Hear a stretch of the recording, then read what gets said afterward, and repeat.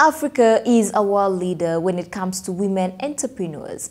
The FAIR agenda makes up for 58% of the continent's self-employed population, yet they continue to earn lower profits than men. The story is not very different for the continent's most prominent champion of women, Rwanda. Hello and welcome to this episode of Doing Business in Rwanda. Stay with us and find out what is hindering the development of women-owned businesses here in Rwanda and how the COVID-19 pandemic has impacted them. You will be with me, Narengwa Fiona Muthoni.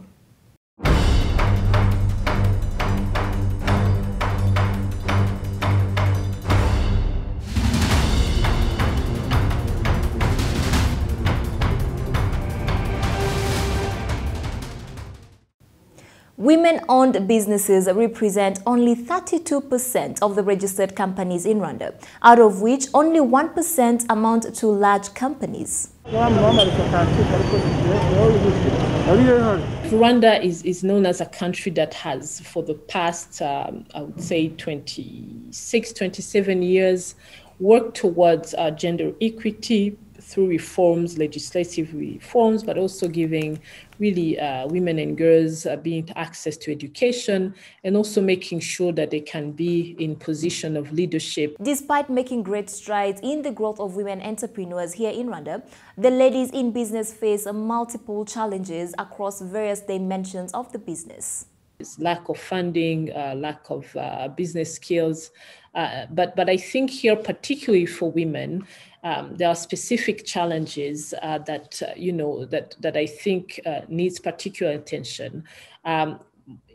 Most of the business people in the informal sector are women. We now live in a new world order. The COVID-19 pandemic has changed us remarkably and will continue to do so until brought to an end. Economies have bled and struggled to keep afloat. Rwanda has also fallen into its first recession, and at such a time, it will need every bit of its strength to overcome this loss. And Rwandan women have a huge role to play in times to come. We are yet to know the full impact of this crisis on women entrepreneurs. However, we have a number of preliminary assessments that we conducted together with our national partners. And some of those assessments are telling us that women-owned or women-led businesses are struggling with issues from loan repayments to cash flow to retaining their employees and so on. Those big responsibilities that women tend to have in the society in general, which gives us, in a natural way, managerial and multitasking skills, increased creativity to balance it all. But at the same time, it's also a social and emotional weight, motivating them and showing them that they still can do it. So there have been different initiatives. One of them has been a business clinic.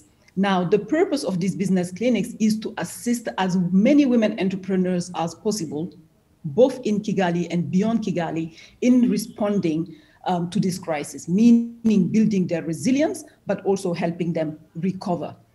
Business development and coaching services.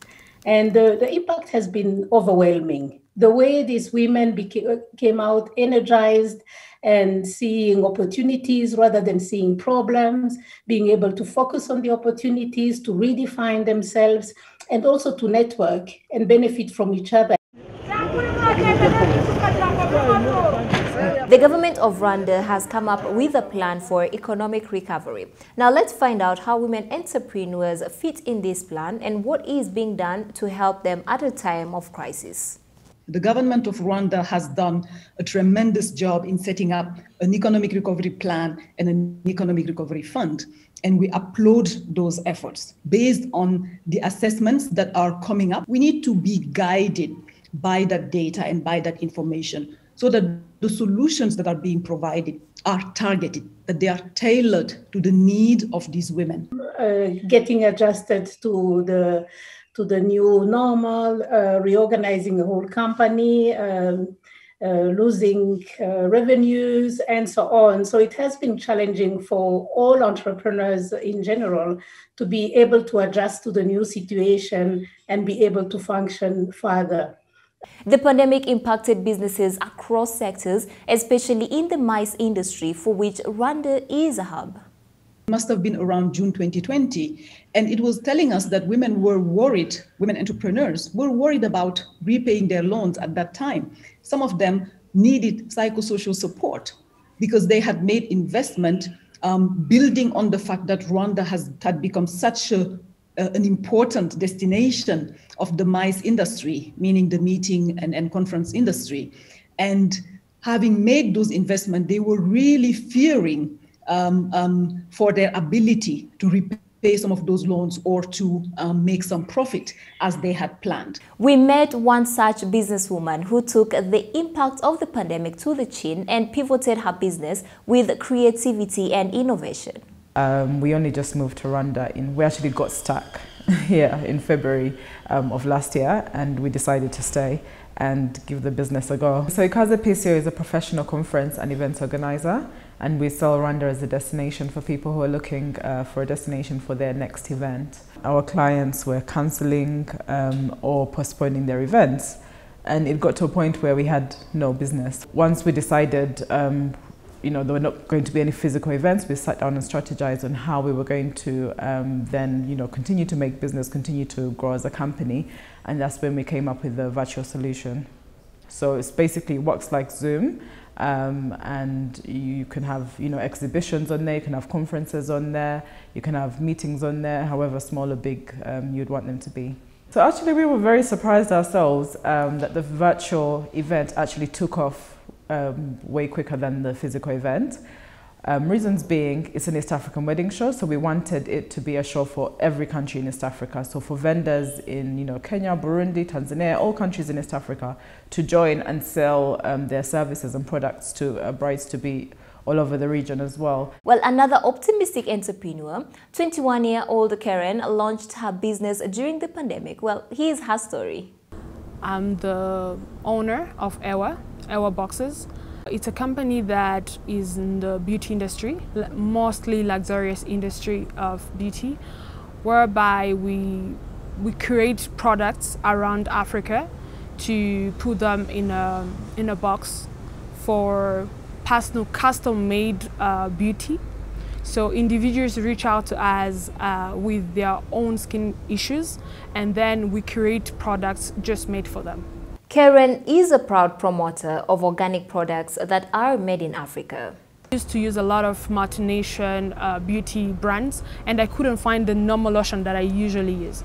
So then I spoke to a friend, and a friend told me about why don't you start using natural products like natural oils that are made in Africa.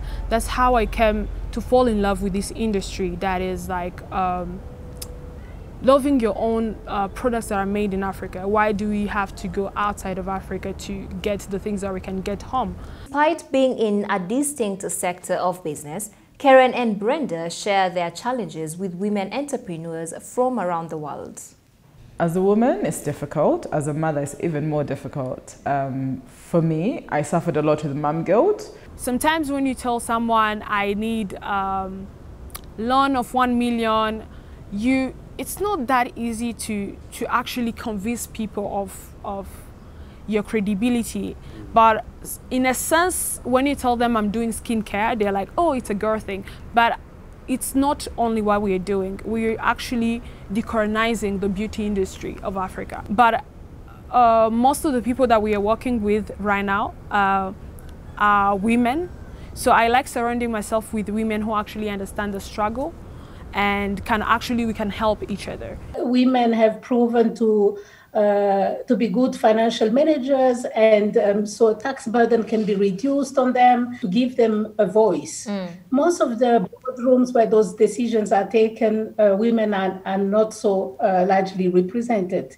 So support measures should not only assist large enterprises but also small and macro enterprises. As far as the government is concerned, I think the Economic Recovery Fund, which is open to all business, has a window for SMEs and also for micro businesses, which even women-owned businesses can tap into. Money alone will not get us out of this pandemic.